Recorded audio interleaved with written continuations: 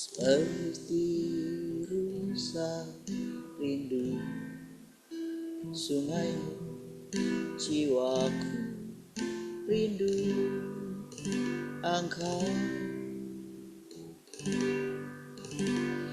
Kaulah Tuhan hasrat hatiku, ku rindu menyembahmu.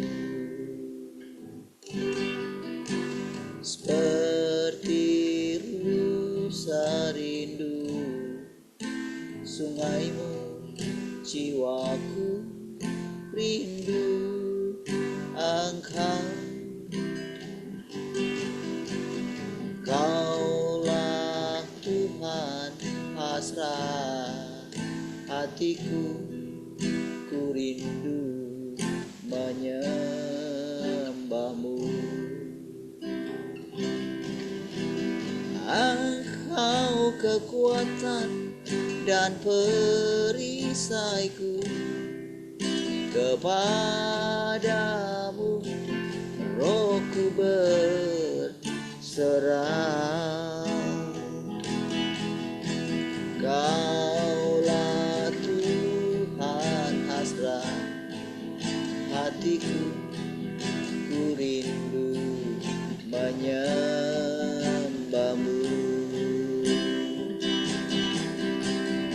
Yesus, Yesus, kau berarti bagiku.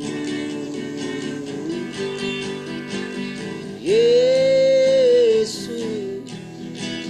Yesus, kau segalanya bagiku.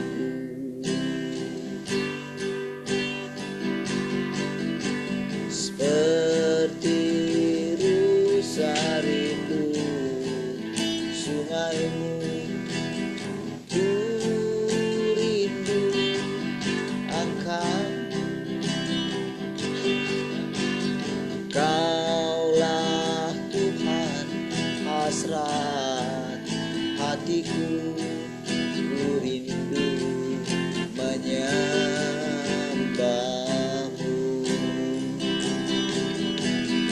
Engkau kekuatan dan perisai, kepadamu rohku berserah.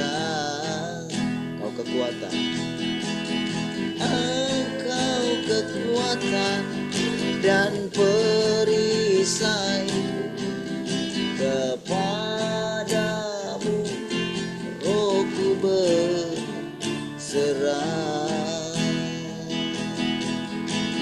Kaulah Tuhan hasrat hatiku, ku rindu menyembahmu. Yesus, Yesus, kau berarti bagiku.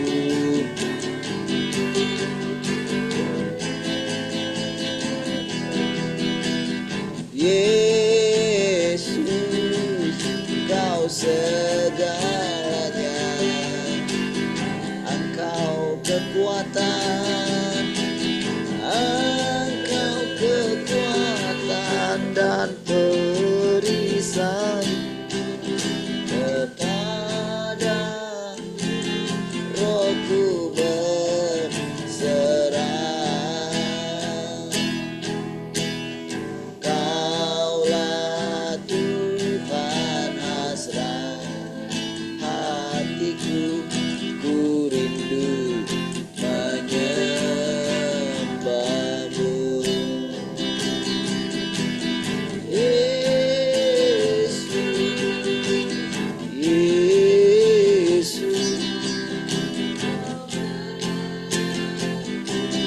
bagiku.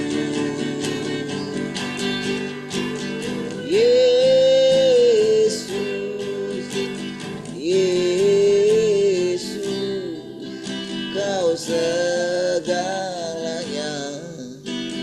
bagiku. Kau segalanya bagiku, kau segalanya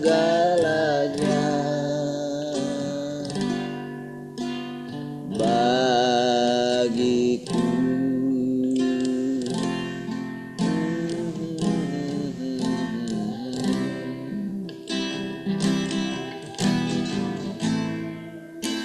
Sungguh kaulah segala-galanya. Kami merindukanmu, kami menginginkanmu.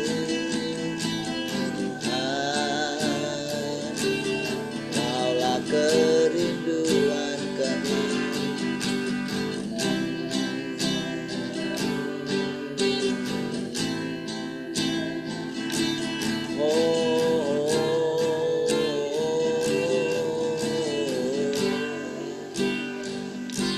Kami bersyukur dapat memandangmu.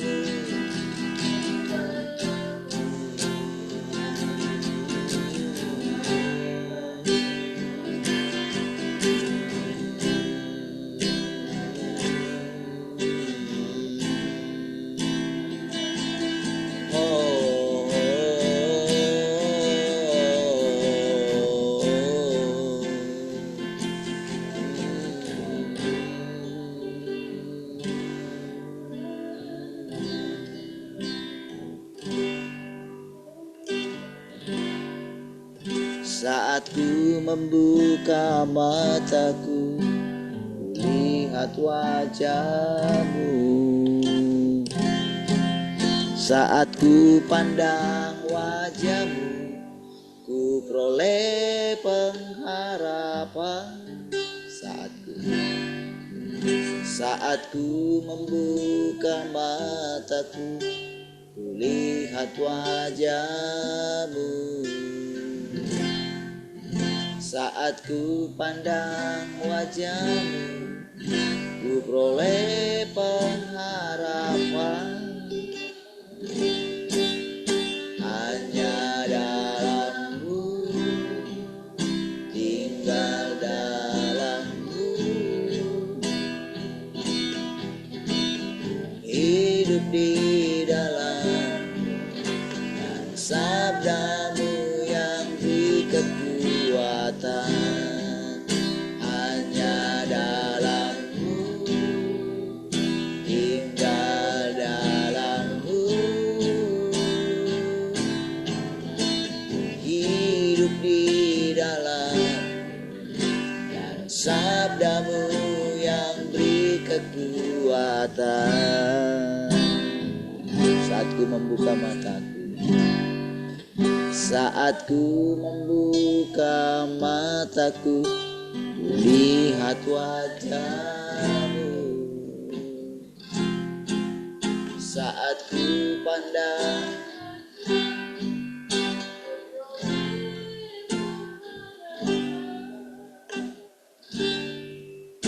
hanya dalam-Mu, tinggal dalam-Mu,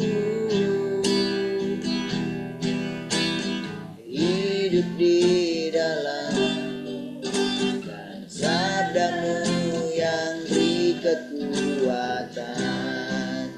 Hanya dalam-Mu, tinggal dalam-Mu, hidup di dalam-Mu, kekuatan. Firman yang telah lahir dalamku, firman yang jadi perlindunganku.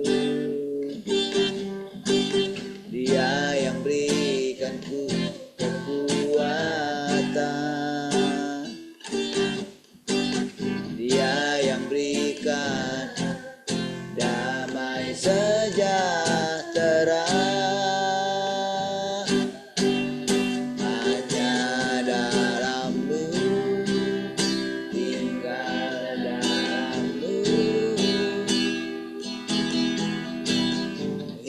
hidup di dalam, dan sabdamu yang beri kekuatan.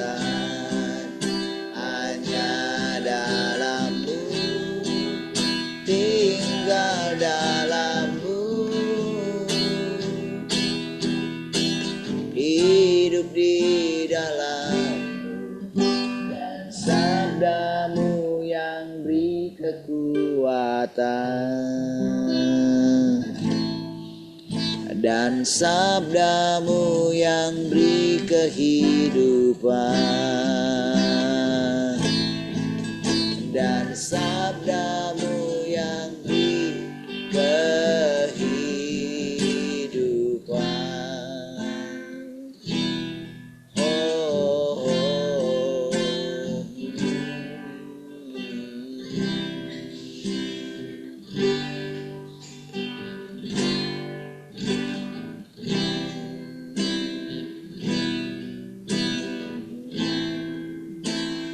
Oh, oh,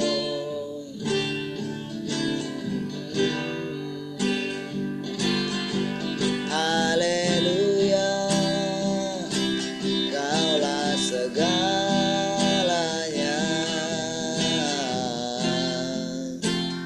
Oh,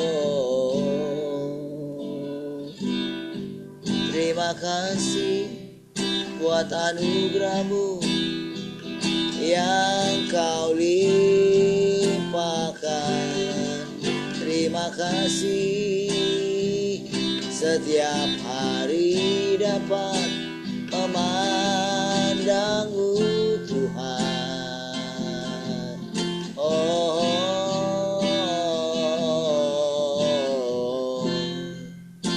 terpujilah Tuhan.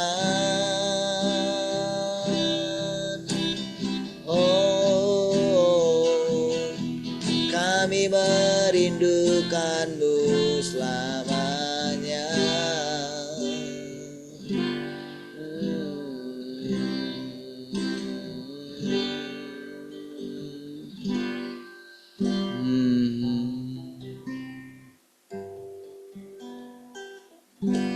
Haleluya, terima kasih Tuhan, kami bersyukur pagi hari ini.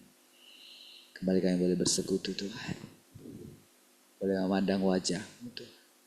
Kami bersyukur, kami boleh mengalami hidup-Mu dan boleh mengenal Engkau Tuhan. Boleh melihat segala pekerjaan-Mu Tuhan. Terima kasih Tuhan kalau kami boleh memasuki kerajaan-Mu Tuhan. Terpujilah Engkau Tuhan. Mari silakan Tuhan kembali mengajari kami lewat perkataan-perkataan. Terpujilah Tuhan. Hati kami dipenuhi dengan hidup-Mu Tuhan. Haleluya. Mari semua kita yang merindukan Tuhan sama-sama katakan. Amin. Baik, puji Tuhan. Shalom semua, selamat pagi.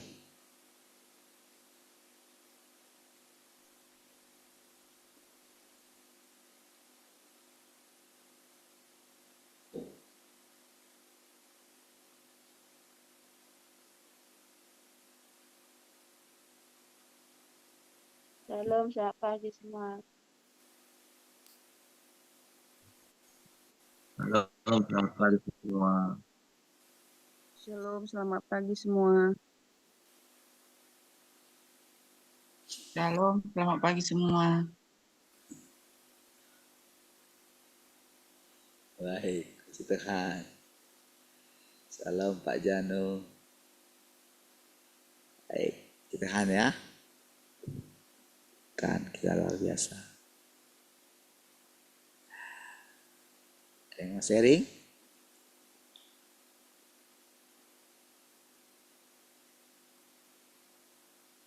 Matian mau sharing?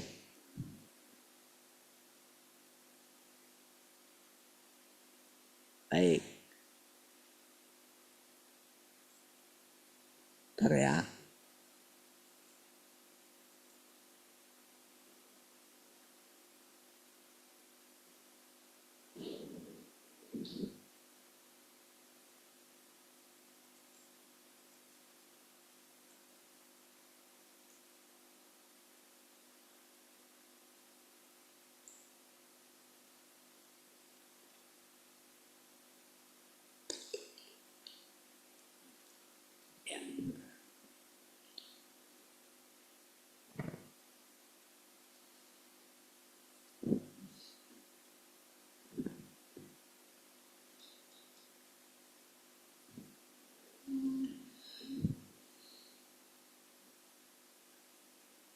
Pekerjaan yang dia lakukan hanyalah berkaitan dengan zaman di mana dia berada dan dengan pelayanan yang harus dia lakukan.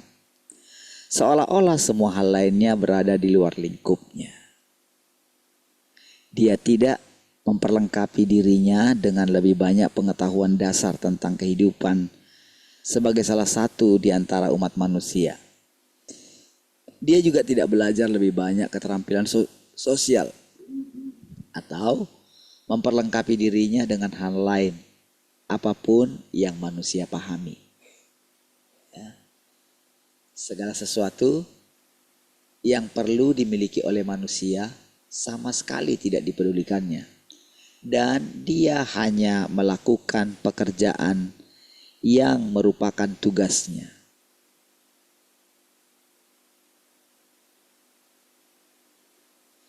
Jadi,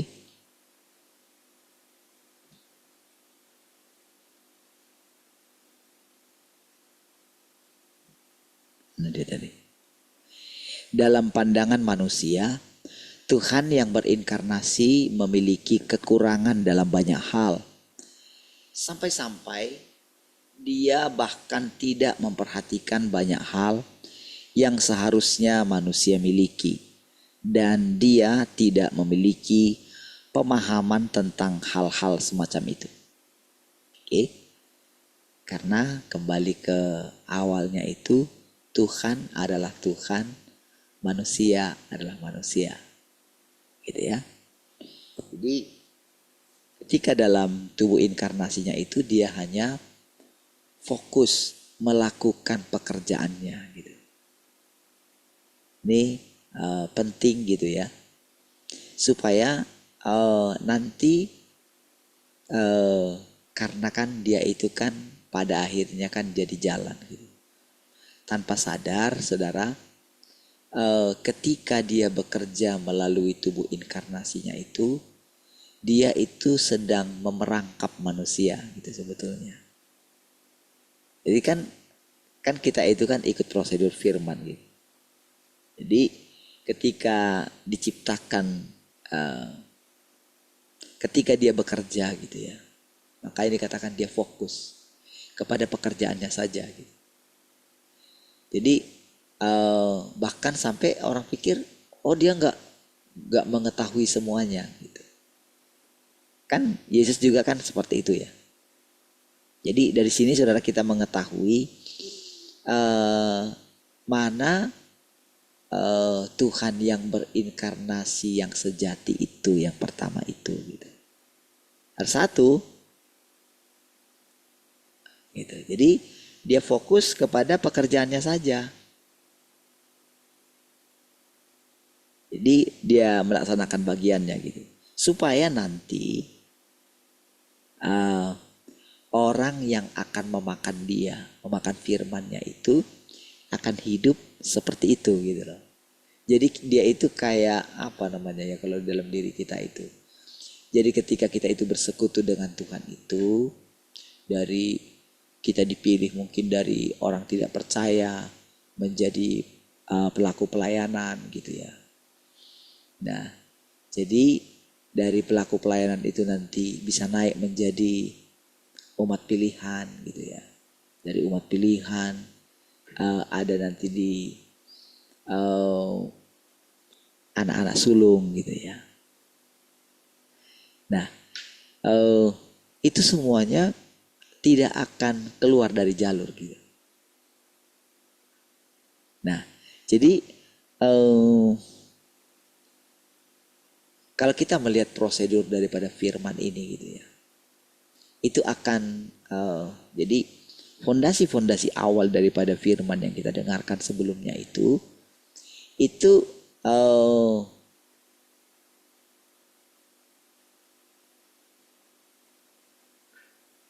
akan menjadi satu menjadi satu landasan gitu untuk firman berikutnya. Kan ketika saya terangkan tadi itu kan, coba perhatikan saudara ketika Tuhan Yesus, ketika dia mengatakan anak tidak dapat melakukan sesuatu dari dirinya sendiri. Dia membatasi dirinya. Jadi ketika dia digoda untuk memberikan jawaban kepada murid-muridnya, ketika dia terus sisa, maukah engkau pada hari ini? Gitu kan? Maukah engkau pada hari ini memulihkan kerajaan bagi Israel? Gitu. Tuhan bilang, engkau tidak perlu mengetahui masa dan waktunya. Karena dari segi sekarang saudara baru kita boleh mendapatkan penjelasan gitu ya. Mungkin di sini kadang kita mungkin tidak menemukan penjelasan seperti yang saya jelaskan gitu. Tetapi penjelasan yang saya jelaskan itu saudara, itu adalah pekerjaan yang berikutnya gitu. Disinilah saudara kita itu benar-benar hidup selalu baru setiap hari saudara. Jadi disinilah kita akan mendengarkan Tuhan berbicara dari mulutnya sendiri juga. Kan sebagai bukti kalau Tuhan itu berdaulat atas segala sesuatu. Dia memenuhi segala sesuatu. Dia Tuhan yang maha kuasa. Kan kalau kita itu mengatakan Tuhan, kami percaya engkau hadir di sini. Berarti kan kita harus percaya kalau Tuhan yang berbicara kepada kita, yang ngajarin kita. Tentu kan sudah banyak landasan-landasan sebelumnya yang sudah Tuhan buat sampai manusia biasa ini bisa mengatakan seperti itu. Gitu.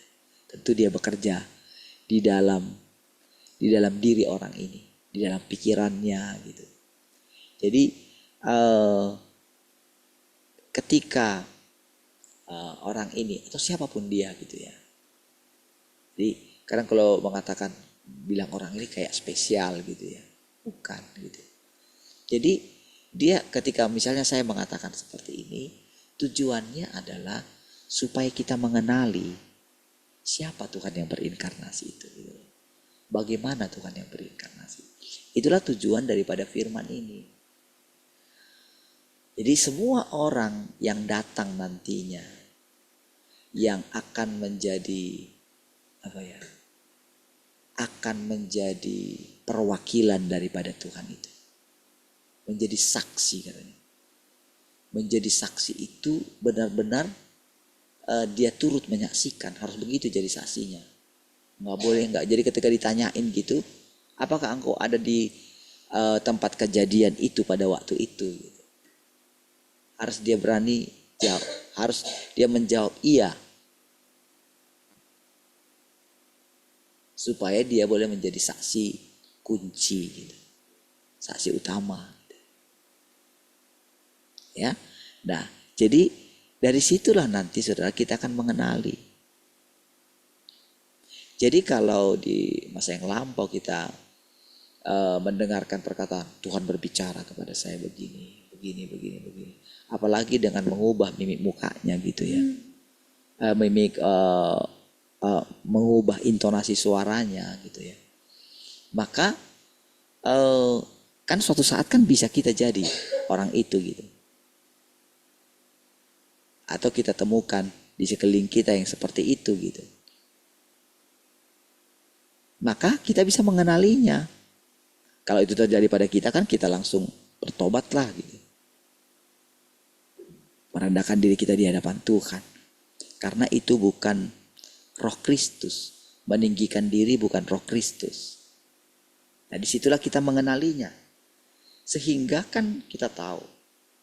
Kita ini kan benar-benar haus dan lapar akan kebenaran. Merindukan Tuhan itu sendiri kan.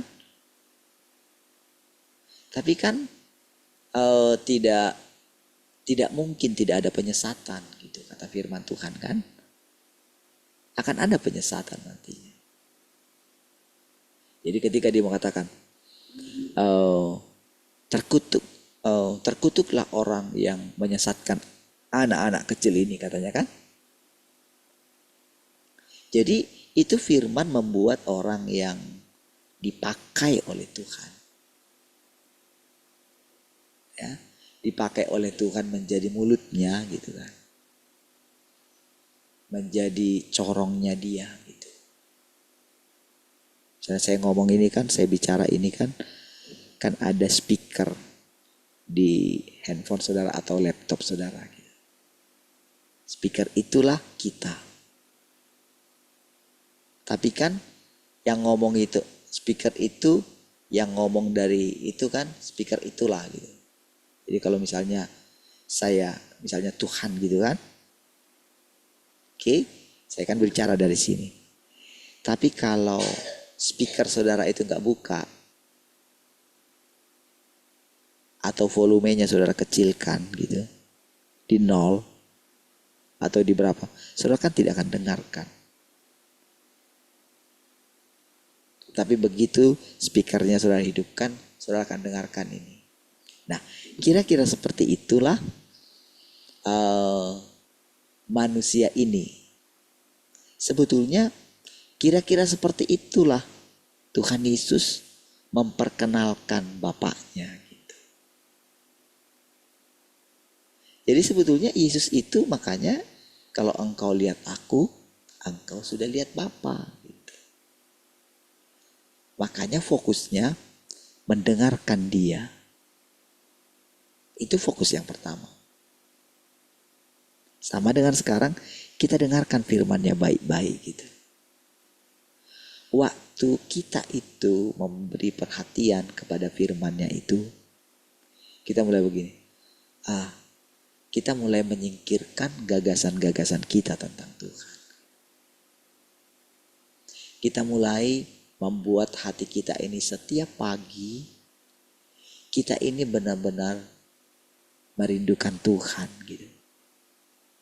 Harus punya sikap seperti itu setiap hari. Nah, jadi waktu dia menemukan kita dalam posisi seperti itu, maka entah dari mana dia gitu ya, kita tidak tahu gitu ya. Kita akan mendapatkan pencerahan. Datangnya itu kita nggak tahu. Saya pun datangnya nggak tahu. Jadi benar-benar dibutuhkan iman untuk mengucapkan perkataan Tuhan itu, saudara. Makanya saudara, orang yang akan dipakainya untuk menjadi corongnya itu, dia itu telah dipersiapkan gitu sebelumnya. Sama seperti ketika Tuhan Yesus itu, dia itu baru melakukan pelayanannya ketika umur 29 itu, ya. Sama juga orang yang akan dipakainya kemudian untuk menerjemahkan kedatangannya yang kedua kali. Akan seperti itu juga. Kan kita lihat, kita ingat kronologisnya kan. Melalui manusia yang pertama kali. Melalui daging manusia itu. Yang ada di Tiongkok itu. Oke. Lalu dia berfirman. Tapi nanti berikutnya bukan dia lagi karena akan terbatas dagingnya. Disitulah Roh Kudus bekerja. Itulah kilat yang memancar itu. Tapi ingat, apapun yang diucapkan oleh Roh Kudus itu tidak akan pernah menyimpang daripada firman itu. Jadi ketika kita mempersekutukan firman ini, ketika kita itu mau dengan rendah hati, mau gini, dia di dalam satu bagian firman Tuhan dikatakan, bukankah kamu mau mencoba peruntunganmu, katanya. Kenapa kamu tidak mencoba peruntunganmu? Kenapa pakai peruntungan itu, saudara? Karena di Tiongkok itu, saudara, perjudian itu sangat kuat sekali, saudara. Sampai di sini kan sekarang kan, kalau saya lihat orang-orang tua masih udah tua kali gitu, masih apa? Kalau misalnya di sini ada mesin-mesin judi itu gitu ya, yang kayak ada di situ kan yang kayak mancing apa gitu ya. Kalau sudah pernah lihat di mesin-mesin ini ya di Nagoya itu ya. Nah itu orang sudah tua-tua kali gitu. Kayak misalnya kalau pergi di di kapal, kayak kapal-kapal judi itu ya. Itu di sana itu eh, menemukan banyak orang-orang tua gitu, menghabiskan waktunya di situ. Peruntungan. Dia ada yang kadang dia punya uang banyak sekali langsung habis gitu. Tapi ya memang karena sudah terikat dengan itu gitu ya. Dia nggak peduli gitu. Ya, jadi dipakai kata peruntungan. Kenapa kamu nggak mencoba gitu? Karena dengan melakukan peruntungan itu, maka ada kesempatan bagi firman itu masuk ke dalam hati orang itu. Kira-kira seperti itu prosesnya. Nah, jadi kita yang ada di sini saudara ketika kita mendengarkan gitu. Jadi dia kasih landasan bagi kita untuk kita itu terus menapaki jalan ini gitu. Jadi karena saya diizinkan melihat itu, karena saya mau memberikan hati saya gitu, karena saya mau mempersembahkan, karena saya percaya tubuh saya ini miliknya Tuhan, daging saya ini punyanya Tuhan gitu. Jadi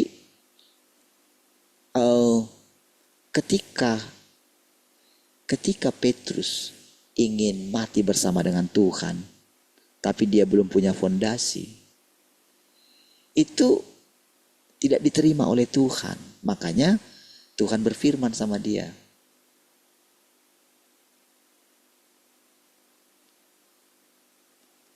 engkau mau mengikut aku? Dengarkan ya Simon, katanya.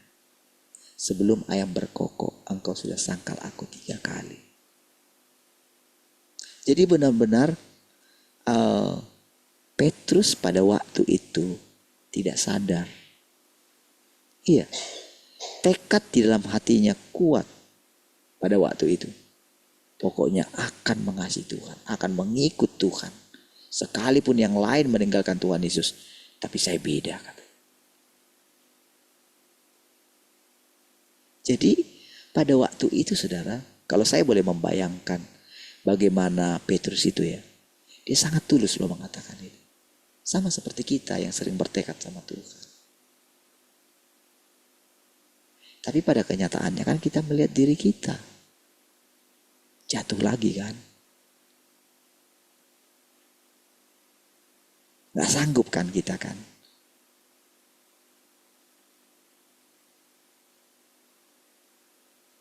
Dulu saudara gak pernah terpikir kita bisa bertahan sampai sekian tahun ini saudara.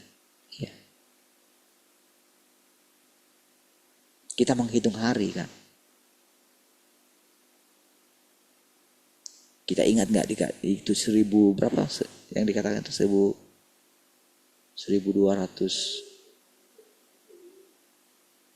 bukan yang dalam Alkitab itu loh, 1300. Iya. Oke, sekarang kita sudah berapa?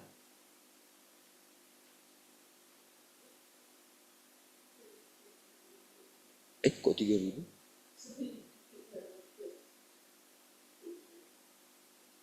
1303. 1304. Dulu kan kita menghitung hari gitu kan. Sampai lewat batas itu gitu kan. Tapi sekarang ini saudara, rasanya saudara sulit bagi kita untuk meninggalkan persekutuan ini saudara.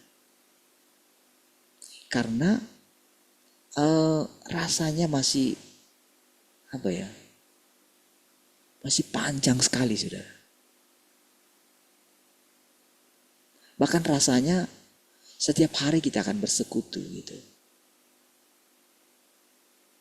Karena kita butuh benar-benar saudara, kita tidak tahu kerusakan kita saudara.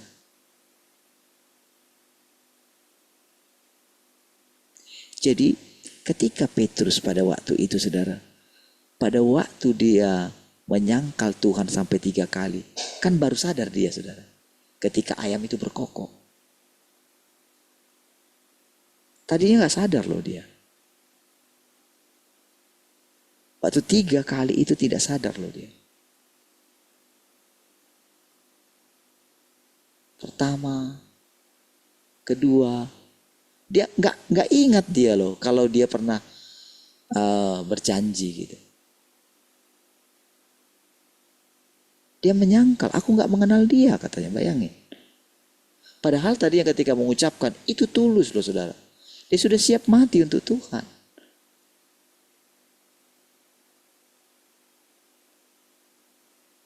Karena kalau benar Petrus pada waktu itu bisa, tentu Tuhan tidak perlu mati. Berarti Petrus itu sedang mengatakan semua firman yang diucapkan oleh Tuhan Yesus itu bohong gitu, berdusta. Kalau dia nggak menyangkal.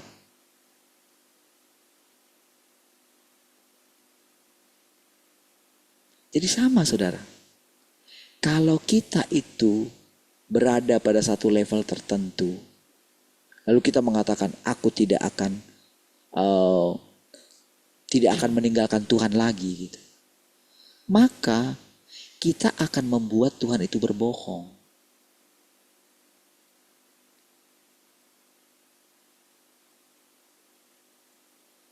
Di satu sisi, dia menginginkan kita itu punya tekad. Betul kan? Dia berfirman. Kita mesti rela kehilangan nyawa kita kan? Tetapi dalam perjalanan kita, bukankah kita sering menyayangi nyawa kita? Walaupun kita sudah berulang kali mendengarkan itu. Menyangkal daging kita ketika kita belajar di RTM dulu. Bayangan saya, orang-orang para senior itu, saudara, bayangan saya, mereka sudah berhasil dalam menyangkali daging mereka. Sudah lama mengikut Pak Andreas.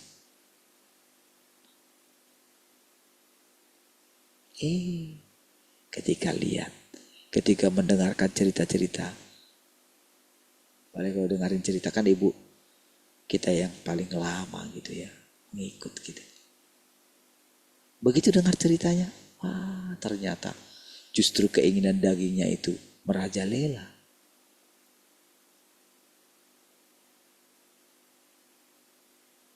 Saya keluar dari gereja yang benar-benar seperti itu dulunya.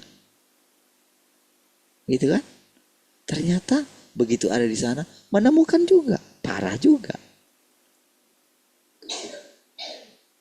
Disitulah saudara, dari pengalaman-pengalaman itu mulailah mengerti setelah sekian waktu lamanya.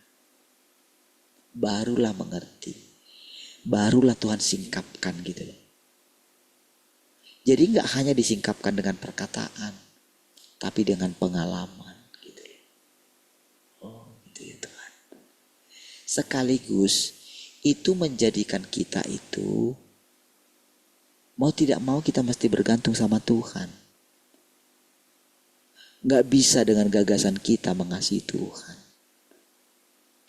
Gak bisa dengan kekuatan kita. Sekarang kita diam-diam mempelajari pola pikirnya Tuhan Yesus. Jadi ketika kemarin saya bercerita tentang pola pikir saya gitu kan.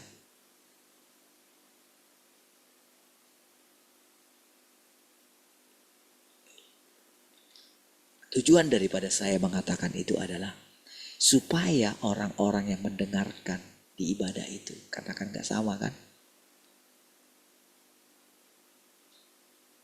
Supaya mereka itulah sebagai wujud kasihnya Tuhan. Ini. Apalagi ketika saya misalnya menceritakan tentang bagaimana saya belajar setiap hari. Orang yang sekolah teologi sering sekali mereka belajar hanya untuk supaya mereka itu punya ijazah. Gitu. Supaya mereka diakui. Saya belajar bukan supaya saya diakui. Saya belajar karena saya benar-benar lapar dan haus akan Tuhan. Dan saya melakukan itu dengan senang hati.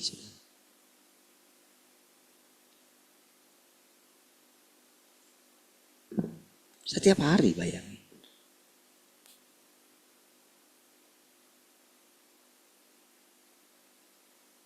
Sehingga terbentuklah di dalam diri saya yang namanya rasa lapar dan haus. Itu yang membuat kita bergantung kepada Tuhan. Bergantung sepenuhnya kepada Dia. Itu yang membuat. Jadi kita mesti menemukan proses itu, saudara. Di dalam diri kita ya. Kita mesti terus mau berjalan gitu. Belajar menghormati Tuhan. Belajar berbicara seperti orang yang menyampaikan firman Tuhan. Supaya, jadi disitulah prosesnya. Kita itu mengerti apa artinya menerima kedaulatan Tuhan dalam hidup kita. Disitulah kita itu seperti membangun tahta untuk Tuhan memerintah dalam hidup kita. Tuhan yang rendah hati itu. Tuhan yang tidak menganggap kesetaraan dengan Allah itu sebagai milik yang harus dipertahankan. Disitulah secara perlahan itu bertumbuh. Dan disitulah kita mengerti apa artinya Tuhan berbicara dari mulutnya sendiri. Tuhan berbicara hari ini bagi kita. Itulah artinya. Kalau enggak, kita itu akan kembali ke doktrin. Artinya, kata-kata ini menjadi mati, tidak hidup lagi.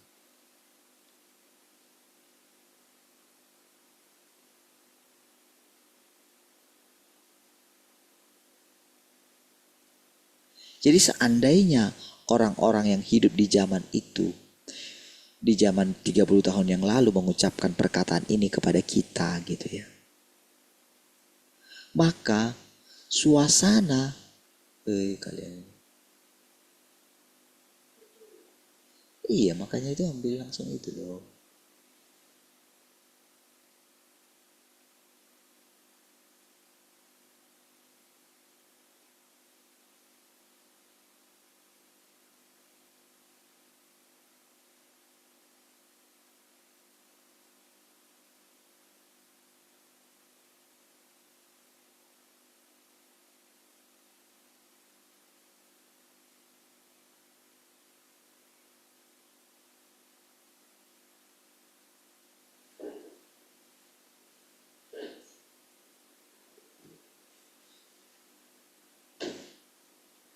Kan habis lah.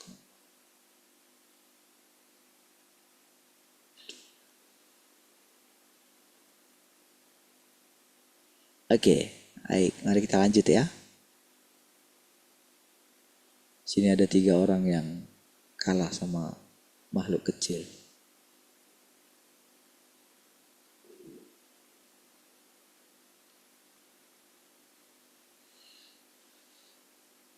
Jadi, dalam pandangan manusia, Tuhan yang berinkarnasi memiliki kekurangan dalam banyak hal.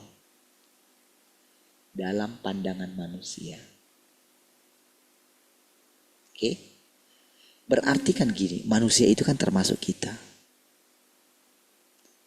Nah, kan termasuk juga saya manusia itu. Untuk kita memahami Tuhan yang berinkarnasi itu, tentu sedikit saya harus mengalami dulu tentang Tuhan yang berinkarnasi itu. Sedikit gitu. Satu bagian.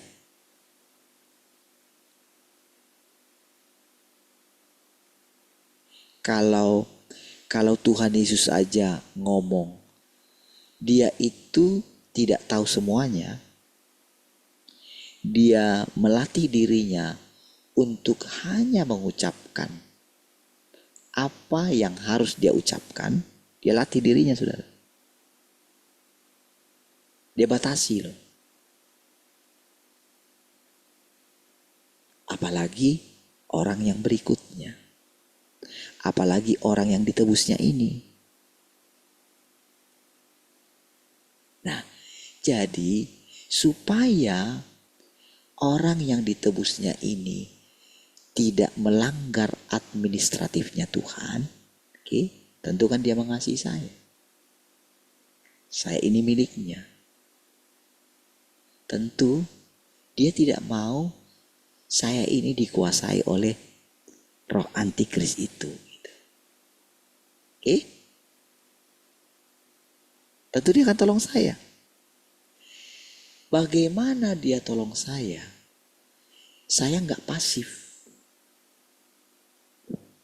Saya harus aktif. Jadi dia hidup dalam saya, oke?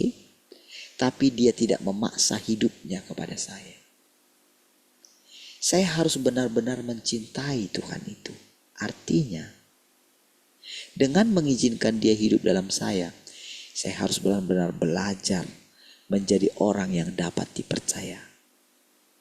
Kan dia tahu semua. Dia tahu hati saya kan. Tentu saya nggak akan bisa berbohong, mendustai. Apakah saya benar-benar jujur di hadapan Tuhan? Ya kan? Tetapi walaupun begitu, Tuhan kasih saya kehendak bebas. Itulah saudara. Kalau saya katakan saya, itu mewakili kita ya semua. Yang mendengarkan ini. Mewakili siapapun yang suatu saat akan mengucapkan seperti saya mengucapkan.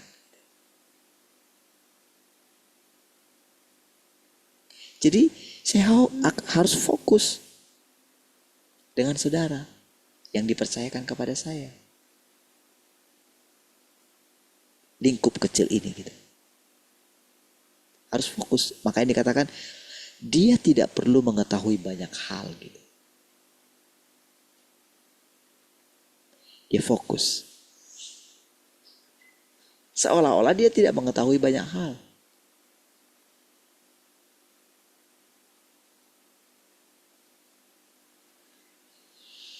Lihat saudara ya. Bagaimana apa yang ada di firman ini saudara. Dia benar-benar jelaskan kepada orang-orang yang ada di zaman ini. Kepada kita semua yang ada di sini. Entah level kita sampai di mana. Jadi kalau orang-orang yang di luar sana datang di sini gitu, untuk menyampaikan kepada kita orang-orang hidup di sini di zaman ini gitu. Tentu alam pikiran dia akan menyampaikan seperti ketika adanya firman ini. Gitu. Makanya dikatakan bukan lagi dagingnya sendiri, akan terbatas. Disitulah Roh Kudusnya yang bekerja. Disinilah saudara kita benar-benar melihat Tuhan itu, mengalami Tuhan itu, bukan apa kata orang.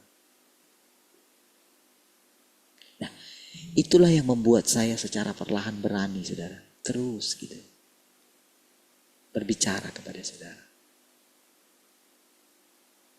Kan itu kan seperti saya juga mencoba, kan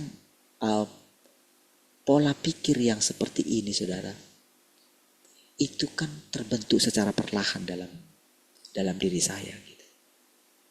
Semakin hari saya berani berkata-kata kepada saudara. Semakin hari saya itu seperti mendapatkan mendapatkan berkatnya dia gitu. Lama-kelamaan saya jadi mengetahui kenapa Tuhan Yesus berbicara begini. Kenapa dulu si ini begini. Bagaimana hidupnya Abraham. Bagaimana hidupnya Ayub. Bagaimana dia menjalani hidupnya. Jadi saya tahu. Karena diam-diam saya itu menjalani satu kehidupan yang berbeda dengan orang-orang pada umumnya. Nah kalau saya katakan ini saya. Pasti suatu saat saudara akan mengalami yang seperti saya hidupi atau saya jalani. Kan suatu saat kan saudara akan pensiun dari pekerjaan saudara. Ya kan? Suatu saat kan saudara akan berhenti menyekolahkan anak-anak saudara kan? Bahkan ketika saudara mengantarkan anak-anak saudara menikah gitu kan? Kan selesai. Kalau itu mungkin tarafnya gitu ya. Batasnya gitu. Atau kalau belum, nanti kan kita akan mengalami umur 60, 70. Tentu kan kita mulai akan, dari sekarang saja kita sudah mengingat umur kita. Tentu kan secara perlahan kita itu mulai mau menundukkan diri kita kan. Karena kalau enggak saudara kan kita tidak tahu tentang jalan di depan. Apakah saudara tahu nanti kehidupan saudara sesudah mati? Enggak tahu kan? Ketika kita mengalami kelemahan tubuh kita gitu sampai taraf tertentu gitu. Mungkin kita masih berusaha. Yang gemuk pengen kurus gitu kan. Karena terus memperhatikan dirinya gitu. Karena pakai bajunya mungkin ini gitu kan. Selalu mungkin lihat gitu kan. Wah, olahraga terus gitu. Yang kurus pengen gemuk. Ya kan?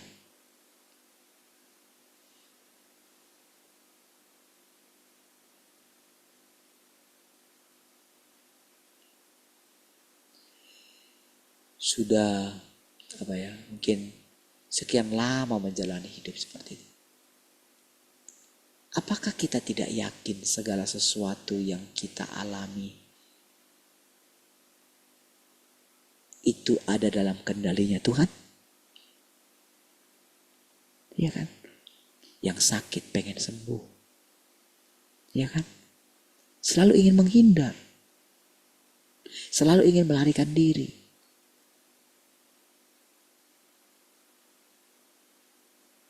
Ketika saya harus memikirkan kebutuhan anak saya gitu. Pikirkan gitu, gimana caranya.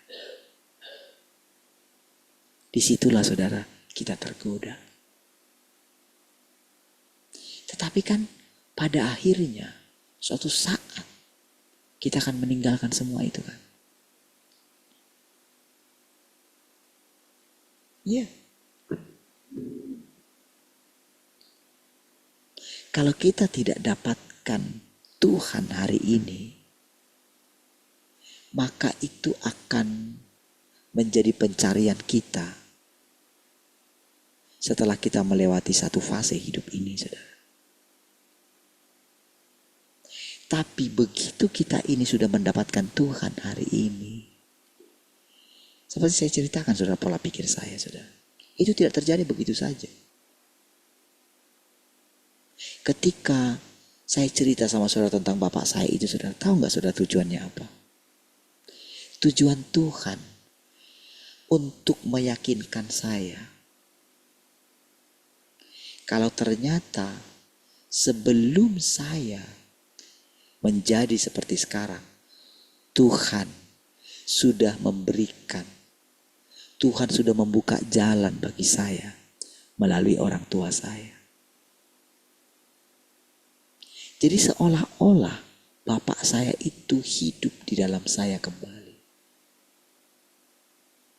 Seperti itulah saya mengenali bagaimana cara hidupnya Abraham, cara hidupnya Yesus, cara hidup orang-orang sebelum saya.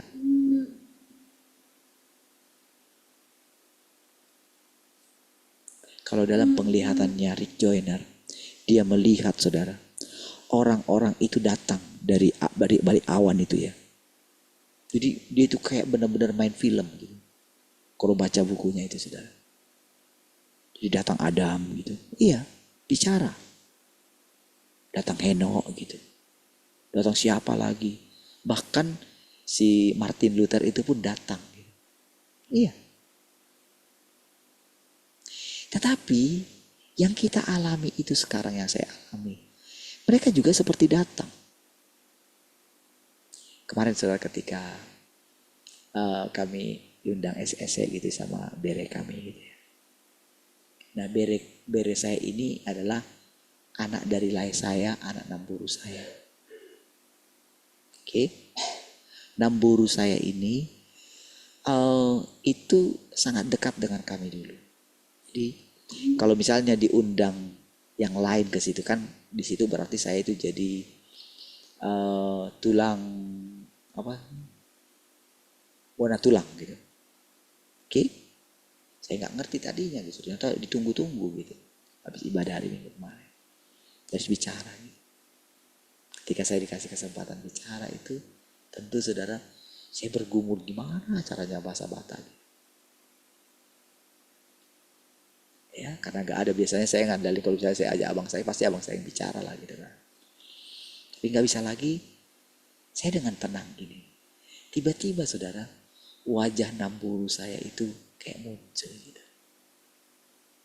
Saya ingat ketika dia dulu, bagaimana si Lai saya ini kan anak satu-satunya dia. Saya melihat bagaimana penderitaan dia. Bagaimana dulu dia itu pindah dari dulu di, kalau saudara tahu Kacang Sihobu gitu kan. Dia dulu tinggal di situ. Di daerah situ gitu. Kenapa dikatakan Sihobu itu? Itu karena tempat itu dulu longsor sehingga dari tempat itu ditransmigrasikanlah ke Sibolga. Itulah mereka diberikan rumah di daerah Lumut namanya. Nah disitulah kami berkebun di seberangnya gitu. Jadi nanti kalau kami datang dari Sibolga itu, nanti sering kami singgah di sana. Di daerah transmigrasi itu di Lumut itu. Gitu. Kami punya rumah gitu ya. Tapi karena mereka tidak betah di sana, jadi mereka akhirnya meninggalkan tempat itu. Gitu. Jadi sekarang kalau pergi ke sana itu nggak ada lagi rumah itu. Nah, si Lai saya ini, jadi dia umurnya terpaut dengan saya mungkin ada kira-kira, mungkin paling 15 tahun kali, ada 15 tahun. Tapi saya cukup dekat dengan bapaknya dia ini. Gitu. Dengan Namburu itu juga. Dan saya pernah, jadi waktu Namburu ini meninggal, jadi Amang Boru itu sudah meninggal gitu. Udah lama gitu sebelum itu, saya nggak kenal si Amang Boru ini. Yang saya kenal itu si Namburu ini. Jadi waktu dia meninggal pun bapak saya bawa saya untuk menghadiri, karena kan mereka balik lagi ke Sihobu itu karena rumah mereka ada di sana. Kalau mau ceritakan tentang itu panjang gitu ya. Bagaimana perjalanan hidup mereka. Tapi bagaimana perjuangan daripada Namburu saya ini untuk memperjuangkan anaknya ini. Pernah dia menikah dengan Muslim, Lai saya ini berapa lama nggak punya keturunan, dia cerai dari situ, dia pernah jadi Muslim gitu ya. Sampai akhirnya menikah dengan yang sekarang ini. Gitu. Jadi istri daripada Lai saya ini, dia itu kan jadi itok saya lah kan. Kayak itok saya kandung lah ceritanya. Gitu kan. Nah, jadi ketika saya bicara di situ, saya itu benar-benar, saudara, mengerti jadinya arti daripada bona tulang itu. Di situlah saya cerita. Gitu. Jadi benar-benar ini, jadi kalau saya bicara di sini, benar-benar ya, bere ya, berarti berkat opungmu. Jadi saya seperti melihat Namburu saya di sini.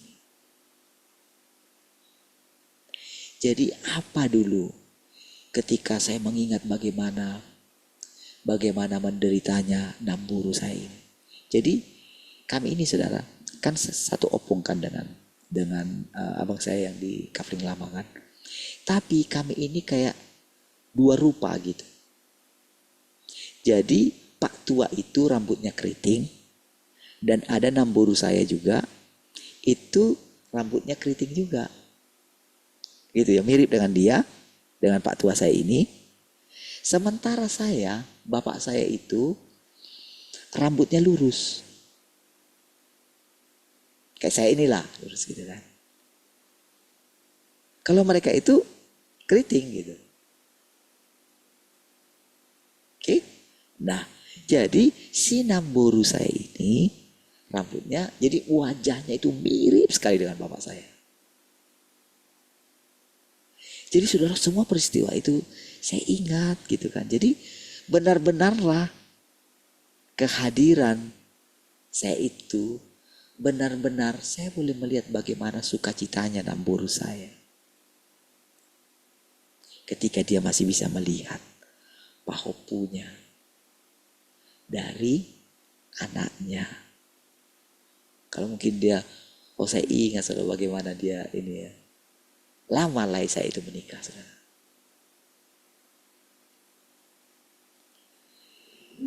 Saudara, kira-kira seperti itulah saudara dia menjelaskan kehidupan ini kepada kita saudara.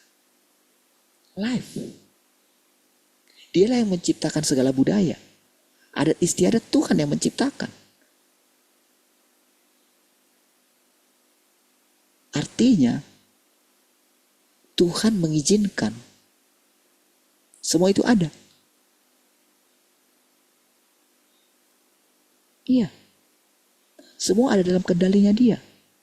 Dia bertanggung jawab. Jadi saudara, kalau kita melihat satu keadaan di sekeliling kita ya. Seperti Om Tuin misalnya ya, ada di Nabire gitu ya. Kita kan sudah harus melewati lah. Sudahlah. Jalani saja dong.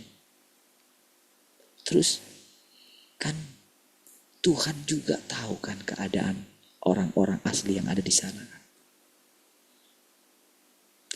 Ketika misalnya keadaannya seperti itu kan kita tahu apa yang membuat mereka seperti itu.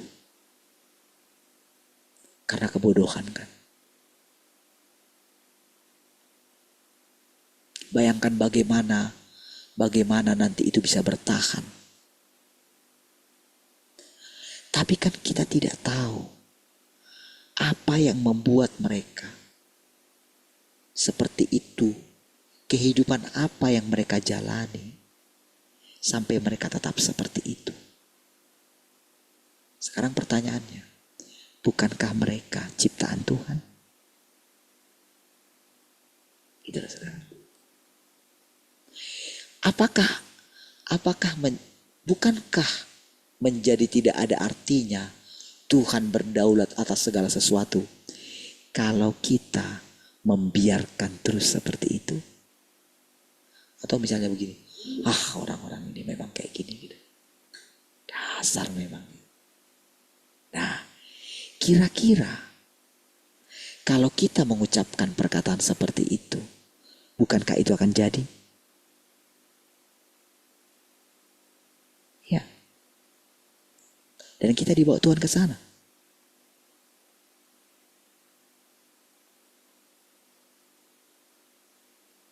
Ya kan?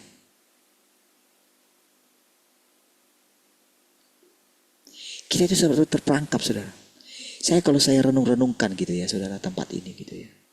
Benar-benar saudara.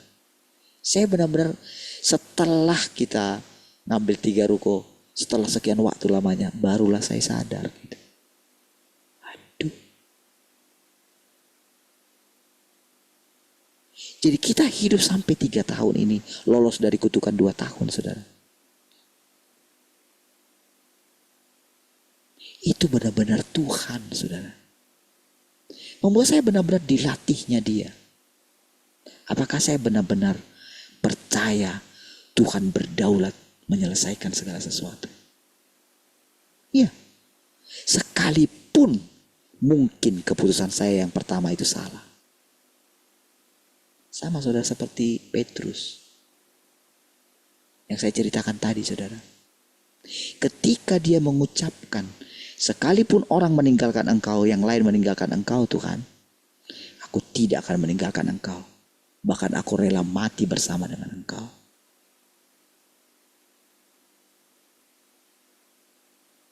Tahu saudara, Yesus bilang apa? Dia gak bilang, oke, puji Tuhan. Katanya, enggak. Petrus, Simon, sebelum ayam berkokok, engkau sudah menyangkal aku 3 kali. Itulah firman yang mungkin negatif bagi Petrus. Tapi tahukah saudara, firman itu benar-benar jadi.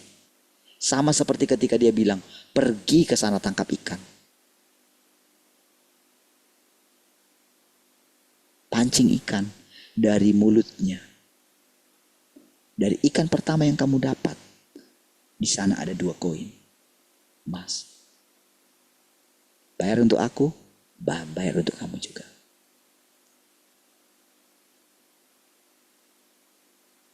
Jadi itu langsung jadi firman itu, karena itu firman, karena Tuhan yang ngomong. Maka saudara, apa yang diomongkan oleh Tuhan kepada Petrus pada waktu itu pun jadi. Makanya pada waktu itu Petrus baru sadar ketika ayam berkokok. Jadi ketika pertama dia belum sadar, kedua makin hebat lagi. Kayaknya pertama-tama kan pertanyaannya si ini kan, kayaknya aku pernah lihat kamu loh bersama-sama dengan orang itu, katanya. Oh enggak lah, kamu salah orang. Yang kedua, iya lo kayaknya kamu loh. Oh enggak lah, apa mana aku kenal dia. Yang ketiga lebih parah lagi. Sampai dia bersumpah. Baru setelah selesai 3 kali, barulah ayam berkokok 3 kali. Berkokok gitu. Pada waktu dia mendengarkan ayam berkokok itulah semua firman digenapi kan. Sampai selesai. Barulah dia menangis. Berarti kan gini saudara. Berarti kan kalau kita lihat awalnya itu dia benar-benar saudara. Benar-benar dia mengasihi Tuhan.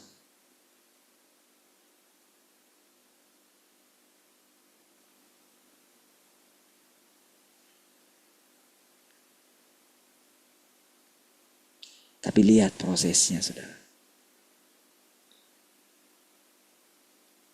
Lihat prosesnya. Kira-kira seperti itulah saudara. Kenapa saya katakan sama saudara tentang pola pikir yang sedang bekerja dalam diri saya. Saya katakan kemarin seperti itu. Ya. Lama-kelamaan saudara. Saya itu mulai gini saudara. Lama-kelamaan saya pikir gini. Saya mulai melihat satu pribadi yang lain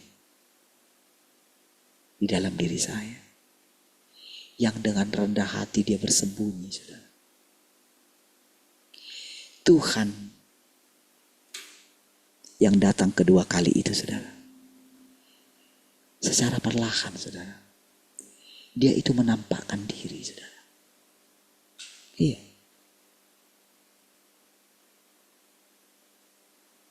Ketika saya ceritakan cerita yang tadi itu ada tujuannya. Ketika saya ceritakan cinamboru saya tadi itu saudara. Dan orang yang mendengarnya itu saudara. Di situ mereka mengerti. Iya. Karena nyata. Kalau dalam pesta-pesta itu kalau namanya sudah bona tulang itu saudara, itu nggak terlalu penting lagi. Karena kan sudah opung. Saya sudah opungnya dari yang lahir itu.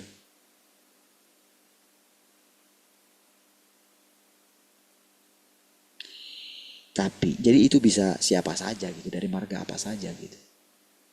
Yang diundang itu situ juga misalnya nggak ada kan itoknya langsung dari mamanya lagi. Nggak ada. Paling marga-marga yang dibawa di situ. Apalagi kalau sampai ke bona tulang. Itu bisa siapa saja. Tapi ketika saya ada di situ dan benar-benar saya pernah bersama-sama dengan namburu saya sampai namburu saya itu mati, meninggal. Saya boleh cerita. Asli gitu loh.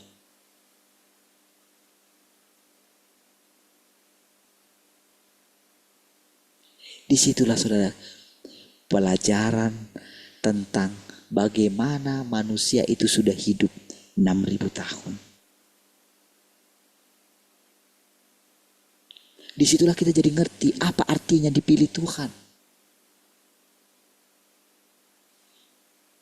Iya kan?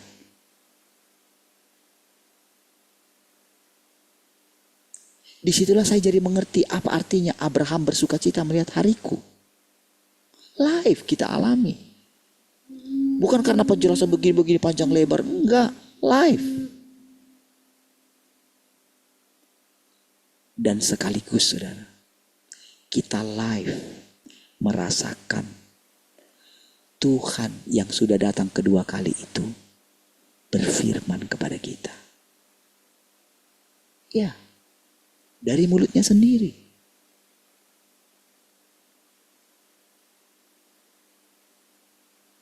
Di situ juga kita mengerti tentang bagaimana anak laki-laki itu. Ya, karena ini semua berbicara mengenai pekerjaan Tuhan. Tuhan itu sangat luas sekali. Lebih luas dari samudra, lebih dalam, lebih luas dari bumi. Bahkan itu lebih luas dari alam semesta. Alam semesta ini dalam genggaman Tuhan. Kalau kita pergi menyelam ke laut, ke danau gitu. Mana bisa kita selami yang ribuan meter dalamnya.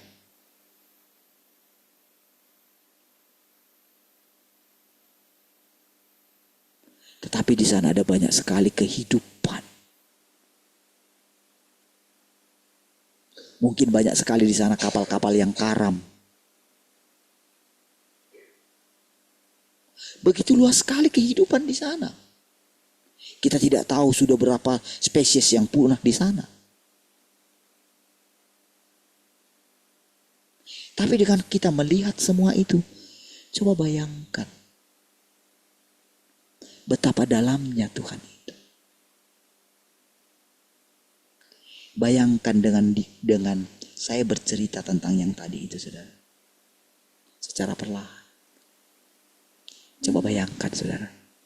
Bagaimana kita dibawa untuk mengerti arti kehidupan atau kedalaman kehidupan itu. Bukankah itu artinya kita itu benar-benar memasuki Tuhan itu sendiri. Ya kan? Bukankah kita jadi mengerti sekarang, kemana aku pergi, kamu tahu jalan ke situ. Bukankah begitu?